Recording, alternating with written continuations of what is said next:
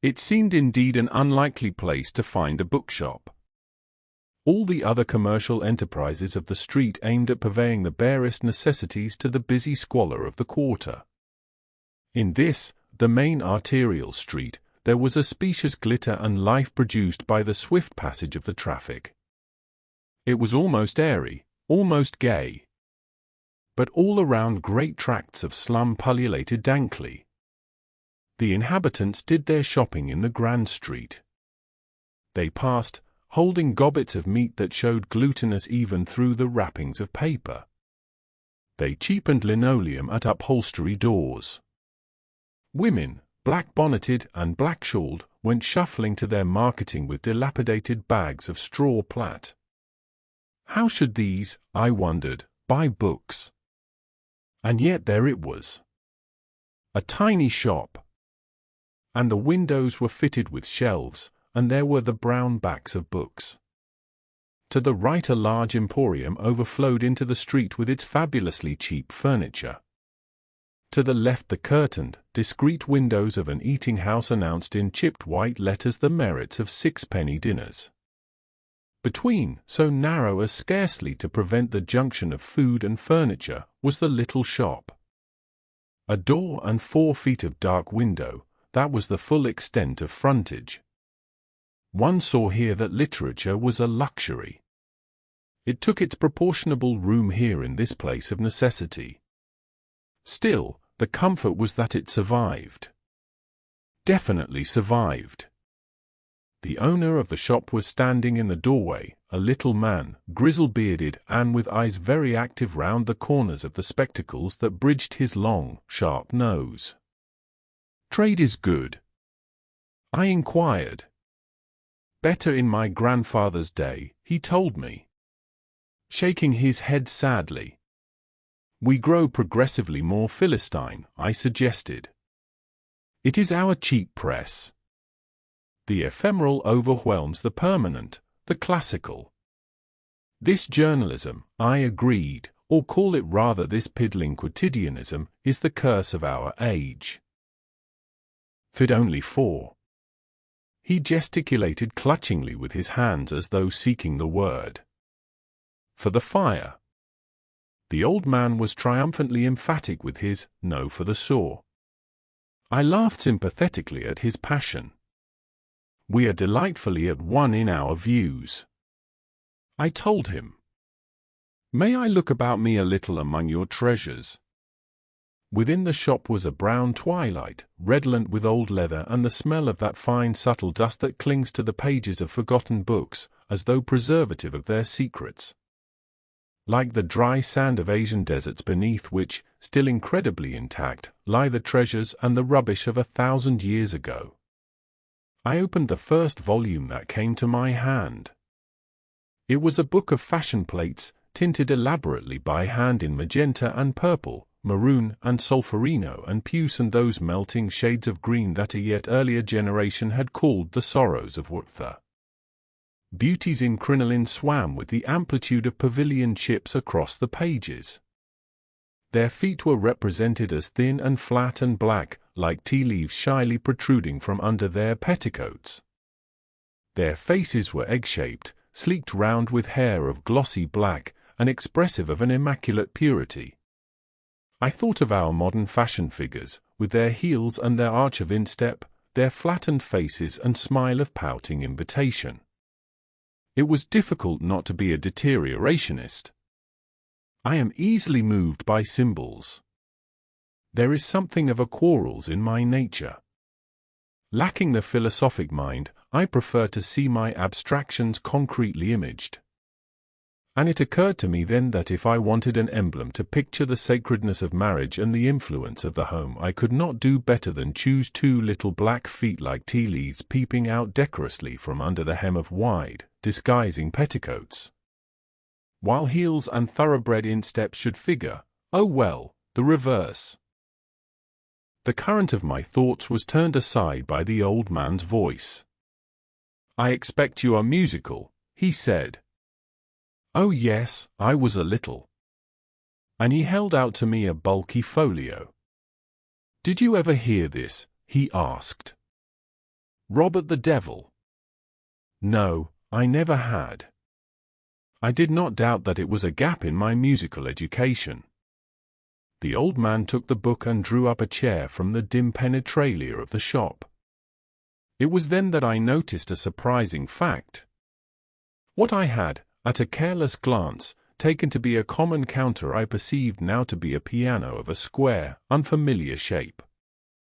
The old man sat down before it. "You must forgive any defects in its tone," he said, turning to me.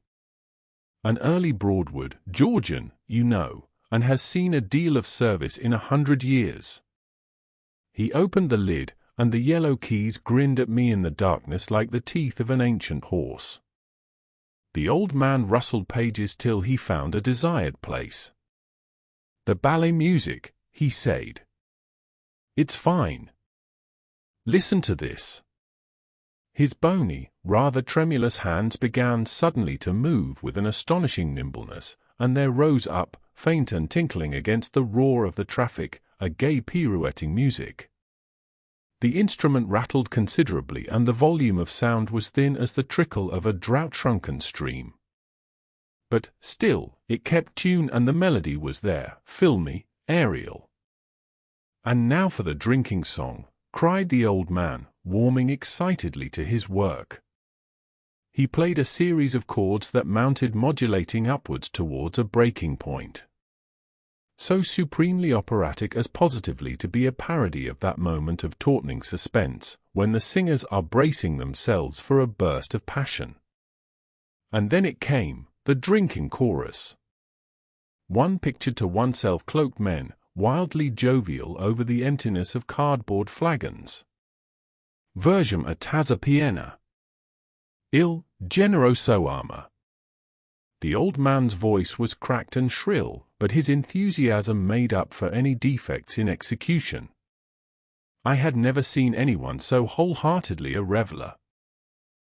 He turned over a few more pages. "Ah, the valse in finale," he said. "That's good." There was a little melancholy prelude, and then the tune, not so infernal perhaps as one might have been led to expect, but still pleasant enough. I looked over his shoulder at the words and sang to his accompaniment. "Demoni fatali. Phantasmi dora. Dei regni in finale. Plaudite al Signor."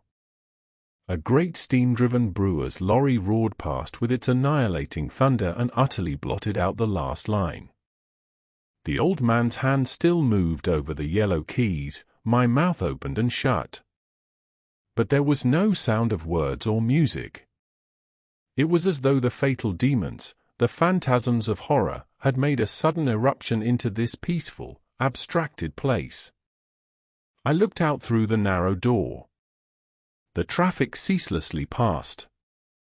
Men and women hurried along with set faces. Phantasms of horror, all of them. Infernal realms wherein they dwelt. Outside, men lived under the tyranny of things. Their every action was determined by the orders of mere matter, by money, and the tools of their trade, and the unthinking laws of habit and convention.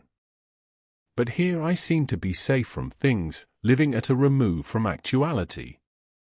Here where a bearded old man, improbable survival from some other time, indomitably played the music of romance, despite the fact that the phantasms of horror might occasionally drown the sound of it with their clamor. "So, will you take it?" The voice of the old man broke across my thoughts. "I will let you have it for 5 shillings. He was holding out the thick, dilapidated volume towards me. His face wore a look of strained anxiety. I could see how eager he was to get my 5 shillings, how necessary, poor man, for him. He has been, I thought with an unreasonable bitterness. He has been simply performing for my benefit, like a trained dog. His aloofness, his culture, all a business trick.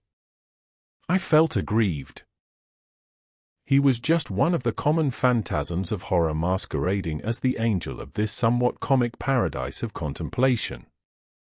I gave him a couple of half-crowns and he began wrapping the book in paper. "I tell you," he said, "I'm sorry to part with it. I get attached to my books, you know. But they always have to go." He sighed with such an obvious genuineness of feeling that I repented of the judgment I had passed upon him. He was a reluctant inhabitant of the infernal realms, even as was I myself. Outside they were beginning to cry the evening papers. A ship sunk, trenches captured, somebody's new stirring speech. We looked at one another, the old bookseller and I, in silence. We understood one another without speech. Here were we in particular, and here was the whole of humanity in general, all faced by the hideous triumph of things. In this continued massacre of men, in this old man's enforced sacrifice, matter equally triumphed. And walking homeward through Regent's Park, I too found matter triumphing over me. My book was unconscionably heavy, and I wondered what in the world I should do with a piano score of Robert the Devil when I had got it home. It would only be another thing to weigh me down and hinder me. And at the moment it was very, abominably, heavy. I leaned over the railings that ring round the ornamental water, and as unostentatiously as I could, I let the book fall into the bushes. I often think it would be best not to attempt the solution of the problem of life. Living is hard enough without complicating the process by thinking about it. The wisest thing, perhaps, is to take for granted the wearisome condition of humanity, born under one law, to another bound, and to leave the matter at that, without an attempt to reconcile the incompatibles. Oh, the absurd difficulty of it all! And I have, moreover, wasted 5 shillings, which is serious, you know, in these thin times.